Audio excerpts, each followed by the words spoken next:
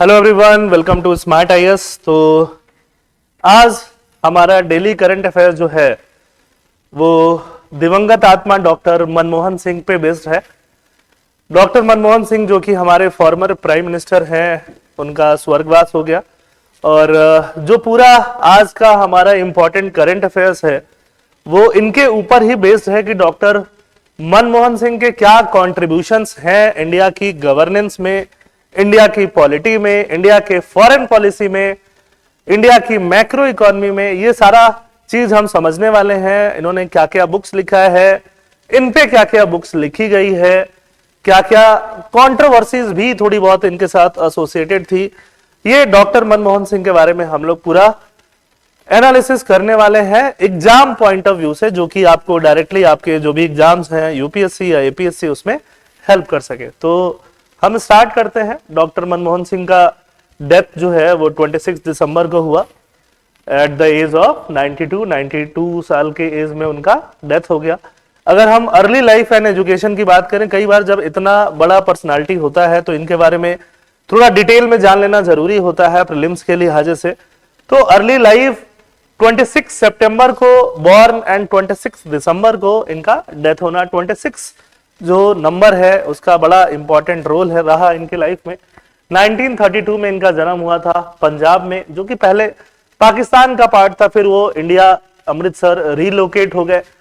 1948 में उन्होंने मैट्रिकुलेशन किया, फिर जाके उन्होंने फर्स्ट क्लास ऑनर्स डिग्री लिया इकोनॉमिक्स में यूनिवर्सिटी ऑफ कैम्ब्रिज में 1957 में। तो फर्स्ट क्लास डिग्री 1956-7 में उनको मिला कैम्ब्रिज से। उसके बाद उन्होंने डिफिल भी किया और वो भी इकोनॉमिक्स में किया और वो ऑक्सफोर्ड यूनिवर्सिटी से किया, जो कि 1962 में कंप्लीट हुआ। तो ये रहा उनका अर्ली एजुकेशन। एजुकेशन के साथ साथ वो फिर प्रोफेसर भी बने, पंजाब यूनिवर्सिटी के प्रोफेसर बने। पंजाब यूनिवर्सिटी के प्रोफेसर के साथ साथ दिल्ली स्कूल ऑफ इकोनॉमिक्स जो है वहां भी उन्होंने एज अ लेक्चरर पढ़ाया हुआ है। ये सब एकेडमिक रोल लेने के बाद यूनाइटेड नेशन का एक बॉडी है, स्पेशलाइज्ड बॉडी, जो कि ट्रेड के डेवलपमेंट पे काम करता है, जिसको हम अंकटाड बोलते हैं, UNCTAD। तो अंकटाड में भी उनका एक रोल रहा, United Nation conference on trade and development contributing to global trade policies. जो वर्ल्ड का ट्रेड पॉलिसीज है, वर्ल्ड ट्रेड पॉलिसीज कैसी होनी चाहिए, वहां पे भी उन्होंने कंट्रीब्यूट किया। साउथ कमीशन के सेक्रेटरी जनरल रहे जेनेवा में 1987 से 1990। तो ये दो इनके मेजर रोल रहे हैं इंटरनेशनल ऑर्गेनाइजेशंस में, जिसमें अंकटाड में उनका काफी मेजर रोल था। गवर्नमेंट वो प्रोफेसर भी रहे, फिर उन्होंने अंकटाड वगैरह भी ज्वाइन किया। फिर गवर्नमेंट ने भी उनको एडवाइजर के रूप में बुलाया, economic adviser ministry of commerce में आए 1971 में। फिर chief economic adviser ministry of finance में आए 1972 में। बाद में उन्होंने मिनिस्ट्री ऑफ फाइनेंस में सेक्रेटरी के रोल पे भी सर्व किया। प्लानिंग कमीशन का डेप्यूटी चेयरमैन के रूप में भी सर्व किया। प्लानिंग कमीशन का चेयरमैन कौन होता था? Prime minister. प्राइम मिनिस्टर के बाद डेप्यूटी चेयरमैन के रूप में भी इन्होंने सर्व किया हुआ है। आरबीआई के गवर्नर के रूप में भी इन्होंने सर्व किया हुआ है। प्राइम मिनिस्टर के डायरेक्ट एडवाइजर के रूप में भी सर्व किया हुआ है, जो कि इकोनॉमिक मैटर्स पे क्या करेंगे, एडवाइज करेंगे। Chairman of the UGC. UGC जो है यूनिवर्सिटी ग्रांट कमीशन, यूनिवर्सिटी से रिलेटेड जो भी मेन डिसीजन यूजीसी का होता है उसका चेयरमैन के रूप में भी इन्होंने सर्व किया हुआ है। तो इकोनॉमिक्स के मैटर पे बोले, एजुकेशन के मैटर पे बोले, प्लानिंग कमीशन पूरे इंडिया के लिए प्लान करता था, 5 ईयर प्लान बनाता था, उसके लिए बोले। आरबीआई पूरा मॉनेटरी पॉलिसी लेके आता था, उसके लिए बोले। तो ये सारे बड़े बड़े पोस्ट पे इन्होंने सर्व किया हुआ है। फिर वो फाइनेंस मिनिस्टर बने। ये सारे रोल करने के बाद वो फाइनेंस मिनिस्टर बने, इंडिया के फाइनेंस मिनिस्टर थे 1991 से 1996 तक। 1991 इंडिया के लिए फाइनेंशियली, इकोनॉमिकली बहुत ही ट्यूमल्टस टाइम था, जब इकोनॉमिकली इंडिया बहुत सफर कर रहा था। मैक्रो इकोनॉमिकली हमारे पास जो फॉरेक्स रिजर्व है, फॉरेन करेंसी का जो रिजर्व है, वो बहुत कम हो गया था और हम जितना इंपोर्ट कर सकते थे, जो भी हमारी जरूरत की चीजें, खासकर क्रूड ऑयल वगैरह, वो सिर्फ 2 वीक का ही इंपोर्ट कर सकते थे। 1947 में आजादी के बाद से हमने थोड़ा सा सोशलिस्टिक पॉलिसी अपनाया, 5 ईयर प्लान अपनाया, जिसमें मेन रोल जो था, मेन रोल पे कौन था? स्टेट था, गवर्नमेंट था। प्राइवेट जो था वो पीछे थे, गवर्नमेंट को आगे का रोल दिया हुआ, तो गवर्नमेंट इकोनॉमी को ड्राइव कर रहा था, प्राइवेट सेक्टर जो था वो था बट सपोर्टिंग रोल प्ले कर रहा था। और बाकी कंट्रीज जो थी, यूएसए, यूरोपियन कंट्रीज, जापान जहां पे हिरोशिमा नागासाकी में बम गिरा, साउथ कोरिया जो कि नॉर्थ कोरिया, साउथ कोरिया अलग हुए, ये सारी कंट्रीज में इकोनॉमिक डेवलपमेंट बहुत बेहतरीन थी, जहां प्राइवेट सेक्टर लीड कर रहा था, जहां लिबरलाइजेशन था। प्राइवेट सेक्टर कहां लीड करता है? जहां लिबरलाइजेशन रहता है, लिबरल इकोनॉमी रहती है, मतलब कंपनीज को, प्राइवेट पार्टीज को ये ऑफर रहता है, ये अधिकार रहता है, काफी हद तक के राइट्स रहते हैं कि बहुत सारे इकोनॉमिक एक्टिविटीज में पार्टिसिपेट कर सकते हैं, है ना। तो नए नए economic activities, for example telecommunication हो गया, सीमेंट हो गया, हर जगह प्राइवेट कंपनियों के लिए लिबरलाइज किया गया, प्राइवेटाइज किया गया। जो जो गवर्नमेंट कंपनियां अच्छा काम नहीं कर रही हैं, लॉस मेकिंग है, और प्राइवेट उसमें थोड़ा ज्यादा अच्छा रोल प्ले कर सकता है, उसको प्राइवेटाइज किया गया। वर्ल्ड इकोनॉमी के साथ इंडियन इकोनॉमी को इंटीग्रेट किया गया, ग्लोबलाइज किया गया। तो ये तीन मेजर सॉरी जो रिफॉर्म है, एलपीजी रिफॉर्म जिसको हम बोलते हैं, लिबरलाइजेशन, प्राइवेटाइजेशन, ग्लोबलाइजेशन, वो डॉक्टर मनमोहन सिंह के साथ जोड़ के देखते हैं, और ऑब्वियसली उस समय के जो हमारे प्राइम मिनिस्टर थे उनके साथ भी जोड़ के देखते हैं, श्री नरसिम्हा राव जी। तो ये इनका एक मेजर अचीवमेंट था कि इंडियन इकोनॉमी जो स्लाइड कर रही थी, वहां से उन्होंने एक मेजर स्ट्रक्चरल रिफॉर्म किया, और मेजर स्ट्रक्चरल रिफॉर्म करके इंडियन इकोनॉमी को वापस ट्रैक पे लेके आए। इंडियन इकोनॉमी को ट्रैक पे लाने के बाद धीरे धीरे इंडियन इकोनॉमी बहुत ज्यादा ग्रो करने लगी। जो हम 3%, 3.5%, 4% का ग्रोथ रेट जीडीपी में हर साल लेके आ पाते थे, उसके बाद हम 6%, 7%, 8%, इनफैक्ट 9% तक का भी ग्रोथ रेट हमने बाद में अचीव किया। जब डॉक्टर मनमोहन सिंह 1991 में जब क्राइसिस था, इकोनॉमिक क्राइसिस, उस टाइम पे जब doctor Manmohan Singh budget announce कर रहे थे, बजट स्पीच दे रहे थे, तो बजट के टाइम पे उन्होंने एक बहुत फेमस स्टेटमेंट बोला, no power on earth can stop an idea whose time has come. Earth का कोई भी पावर उस आइडिया को स्टॉप नहीं कर सकता जिसका टाइम आ चुका है। ये एक्चुअली में इनका स्टेटमेंट नहीं है, विक्टर हुगो का स्टेटमेंट है, जिसको इन्होंने कोट किया हुआ था। फिर उसके बाद ये बोलते हैं, the emergence of India as a major economic power is one such idea. India is now wide awake. We shall prevail. मतलब अब ये समय आ चुका है कि इंडिया एक मेजर इकोनॉमिक पावर बन के रहेगा, और अर्थ की कोई भी पावर उसको रोक नहीं पाएगी। ऐसा अपने बजट स्टेटमेंट में जब रिफॉर्म करने वाले हैं, जब इंडिया क्राइसिस में जूझ रहा था, तब डॉक्टर मनमोहन सिंह ने बोला था। फिर उसके बाद रिफॉर्म्स हुए, लीडरशिप दिखाया, रिफॉर्म मॉडल आया, एलपीजी मॉडल, जो कि वाइड स्प्रेड है, आप समझते हो। रिफॉर्म के टाइम्स पे रूपी को भी डी वैल्यू करना पड़ा, है ना। जैसे आज $1 85 रुपीज है, डी वैल्यू करेंगे तो 85 से 86, 87, 88 ऐसे हो सकता है। बट डी वैल्यू करने का एक इंस्टेंट फायदा यह होता है कि जो भी हम एक्सपोर्ट करते हैं बाकी कंट्रीज में, वो चीपर हो जाता है, तो बाकी कंट्रीज आपसे सामान ज्यादा खरीदने लगते हैं। तो उस टाइम पे हमें एक्सपोर्ट ज्यादा करने की जरूरत थी, तो डी वैल्यूएशन करना पड़ा। लाइसेंस राज, कुछ भी नया करने जाओ तो लाइसेंस की बहुत जरूरत पड़ती है। आपने वो शिवाजी वाला मूवी देखा होगा, शिवाजी मूवी का नाम था, और उसमें एक्टर थे श्री रजनीकांत, है ना, जिसमें वो यूनिवर्सिटी खोलने जाते हैं और हर जगह उनको लाइसेंस की जरूरत पड़ती है। फिर वो इतना परेशान हो जाते हैं, सब कुछ उनका चौपट हो जाता है, और जो विलन रहता है उनको ₹1 देता है, वो ₹1 को टिंग टिंग करते रहते हैं, है ना।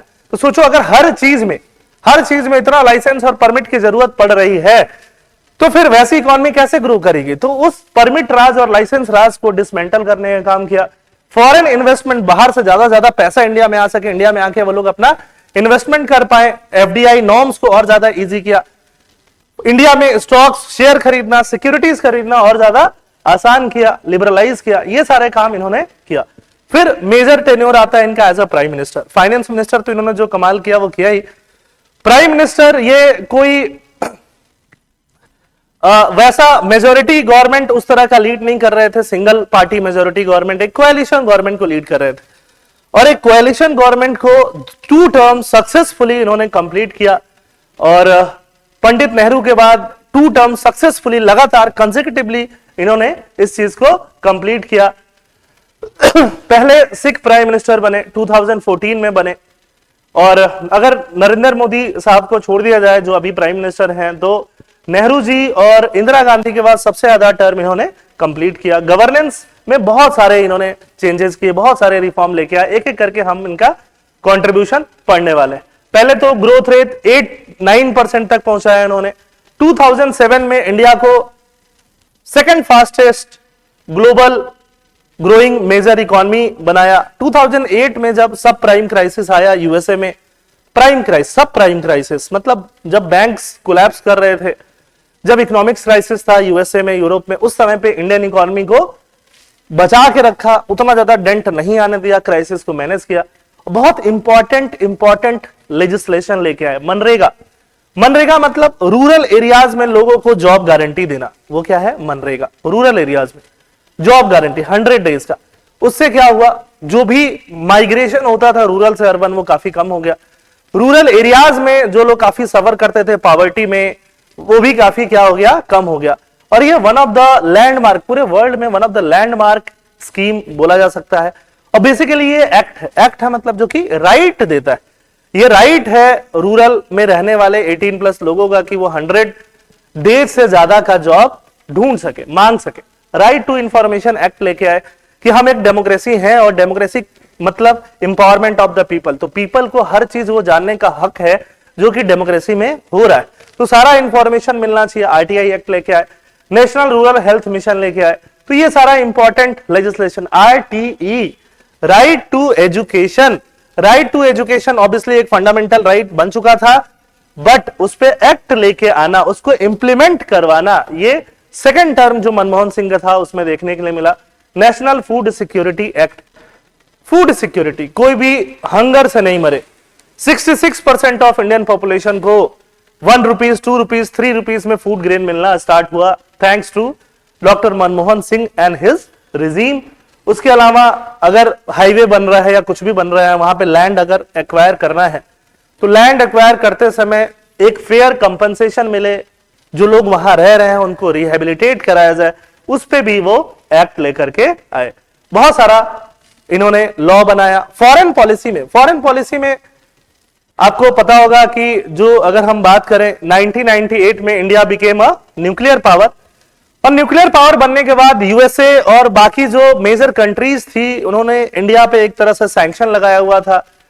इंडिया को एक तरह से अपार्थाइड करार दिया हुआ था, कोई इंडिया के क्लोज नहीं जाना चाहता था। और वापस से यूएस के साथ ही एक न्यूक्लियर डील क्रैक करना फॉरेन पॉलिसी में एक बहुत ही मेजर अचीवमेंट है डॉक्टर मनमोहन सिंह की गवर्नमेंट का। इंटरनेशनल रिप्रेजेंटेशन भी हुआ world conference on human rights Vienna में, Commonwealth head of government meeting Cyprus में, ये करने गए थे मनमोहन सिंह। 1993 की बात हो रही है।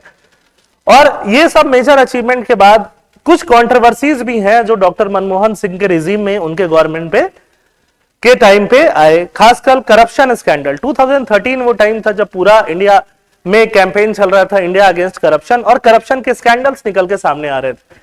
2G स्पेक्ट्रम, अभी हम 5G 6G की बातें करते हैं, उसमें 2G स्पेक्ट्रम में एक स्कैंडल निकल के आया कि यहां पे घोटाला हुआ होगा, स्कैम हुआ होगा।